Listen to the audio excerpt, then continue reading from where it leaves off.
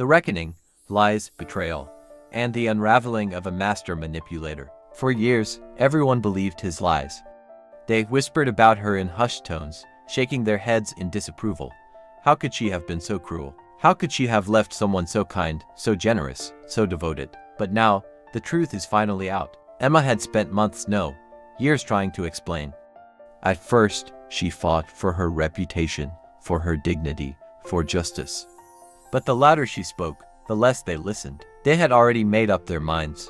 Her ex, Lucas, had charmed them all. To them, he was the perfect gentleman, the selfless lover, the supportive friend, the man who had given everything only to be heartlessly discarded. And Emma, she was the villain, the cold-hearted woman who had thrown it all away. But deception has a shelf life, and today, the mask finally cracked. The lies that spread like wildfire. Lucas hadn't just played the victim, he had built an entire narrative around Emma. And it worked. The lies he told, they were devastating. She was crazy. He told everyone that Emma had deep psychological issues, that she was unstable, that he had tried to help her, but she was beyond saving. She has these episodes, he would say in a hushed tone, shaking his head with just the right amount of concern. She was cheating. He made it seem like Emma had been unfaithful, running around with other men while he stayed home, heartbroken and confused. In reality, she had been the one constantly questioning his late nights, mysterious phone calls, and gaslighting. She was controlling. Lucas painted her as possessive, making it seem like he had no freedom, that she suffocated him with demands and ultimatums. I wasn't even allowed to have female friends, he told people, conveniently leaving out the part where he was the one who constantly crossed boundaries. She used him for money.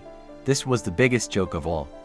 Lucas had told people that Emma bled him dry financially, taking advantage of his generosity and leaving him struggling. Meanwhile, he was the one who drained her savings, maxed out her credit card, and always had an excuse when it was time to pay his share. She was abusive. This was the worst of them all. He claimed she was aggressive, manipulative, and cruel, painting her as someone who lashed out at him, who emotionally tormented him. In reality, Emma was the one who had suffered the most. These rumors spread like wildfire.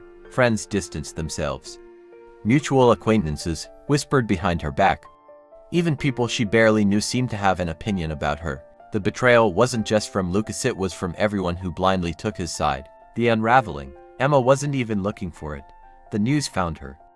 A casual text from an old acquaintance. A simple message that sent her heart racing. "You're not going to believe this." And then, like dominoes falling, the details emerged. Lucas had been exposed. It started with whispers, then an avalanche of truth.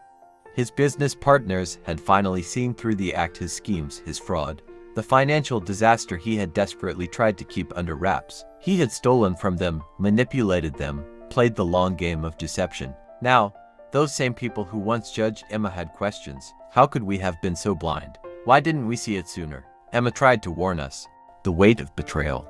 Lucas had spun the perfect web, gaslighting everyone around him into believing he was the martyr, the wounded lover who had given everything. But behind closed doors, he had been ruthless, manipulative, dangerous. He had forged financial records, lied about debts, stolen money meant for investments, and worst of all, used people's trust like currency, spending it until there was nothing left. The truth had hit them like a wrecking ball, leaving destruction in its wake. And now, Lucas was nowhere to be found. The illusion of importance. Isn't it tragic how the very people you once uplifted, the ones who entered your life with nothing but broken dreams, shattered spirits, and empty hands, are the first to turn against you? You dimmed your own light to guide them, poured into them when they had nothing, and stood by them when the world had written them off. You made them feel seen, valued, important. Yet, the moment they felt even a sliver of power, they mistook it for their own strength. Instead of gratitude, they ran to the kitchen and grabbed the nearest knife, slamming it into your back without hesitation. As soon as they believed they had outgrown you, they discarded you like an old chapter in their store, thinking they had finally arrived. But what they failed to realize was that it was your energy that made them feel important. It was your light that gave them warmth, your presence that made them stand taller. And now that you've let them go, they've come to a devastating realization: without your energy, without your presence, they are back to being nobodies. The pedestal they stood on was never theirs. It was one you built for them.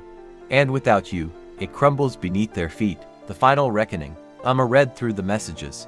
each one another brick crumbling from the fortress of lies Lucas had built. The people who had turned their backs on her were now reaching out, one after another, hoping to mend what had been broken. "We should have believed you. We're sorry for doubting you.